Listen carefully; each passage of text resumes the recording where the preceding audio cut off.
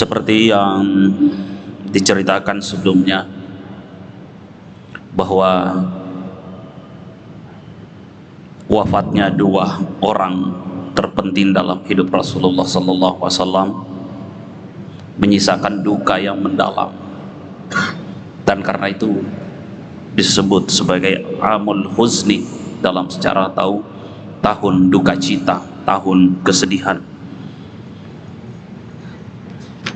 Kita mengambil pelajaran itu, maka sub yang akan kita lanjutkan bacaan kita pada kitab ini adalah Tarajum al-Ahzan, yaitu beruntunnya kesedihan berturut-turut terjadi ini, ya,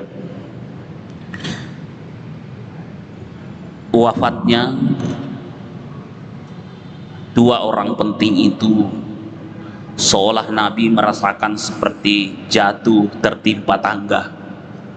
Sudah jatuh tertimpa tangga lagi.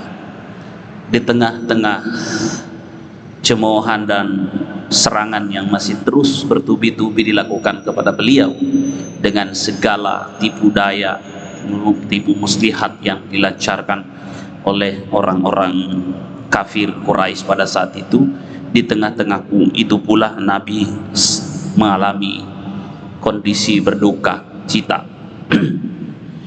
Waqat hatanil haditsatani mu'limatani khilala ayyam ma'dudah.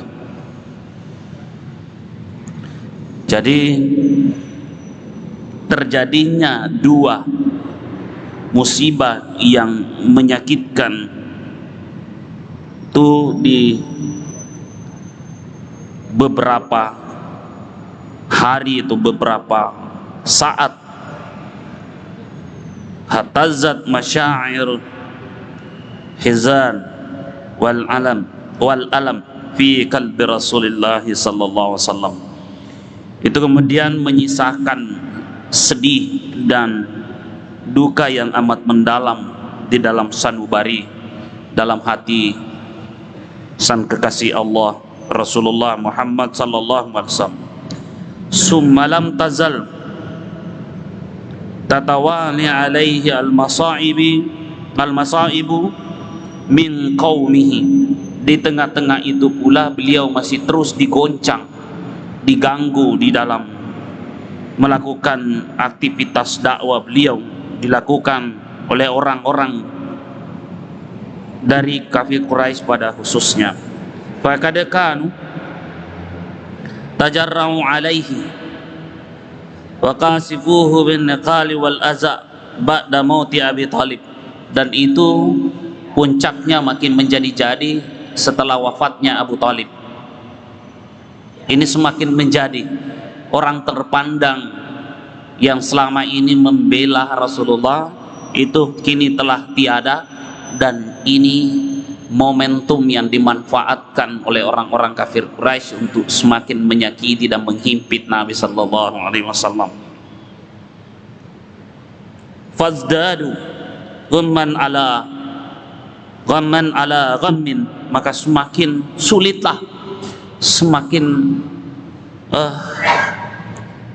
Rasulullah sallallahu alaihi wasallam merasakan sebuah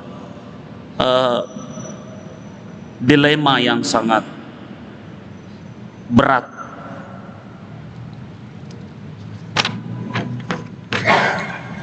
Hatta ya sampai kemudian Nabi hampir tidak jadi, hampir berputus asa. Iya, kalau bukan karena pertolongan Allah, ya kalau manusia sekelas kita pasti berputus asa. Tapi Nabi dalam konteks ini diperkuat oleh Allah Subhanahu wa taala secara mental. Wa kharaja ila Taif, maka kemudian ada upaya untuk berangkat ke Taif. Iya.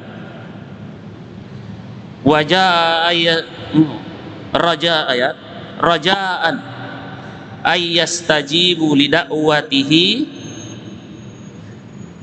dengan satu asa, satu harapan yang Rasulullah titipkan dalam tindakan beliau agar penduduk Taif itu menerima dakwah beliau. Wa yansuruhu, di samping memberi support, beliau juga berharap agar orang-orang Taif itu menolong beliau, ya, ala qaumihi, dari siksaan orang-orang yang selalu mengganggu beliau. Falam yara min mayyi walam yara nasira, bahkan berbanding terbalik dengan harapan beliau, justru tidak ada yang mau menolongnya. Rasulullah sebenarnya berharap dengan pergi ke Taif dakwanya diterima, dan di sana ada penduduk Taif yang mau tampil sebagai penolong beliau, pembela beliau. Tapi yang terjadi adalah justru beliau bertepuk sebelah tangan, dalam artian beliau tidak mendapatkan apa yang menjadi impian dan harapan beliau.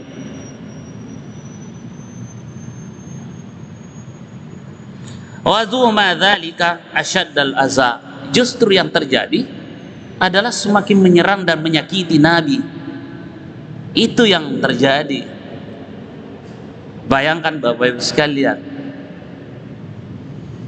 penderitaan dalam kondisi yang sedih, beliau mencari perlindungan, bergeser dari kota Mekah menuju ke Taif dengan harapan di sana ada orang yang menyambut dakwanya dan melindungi beliau.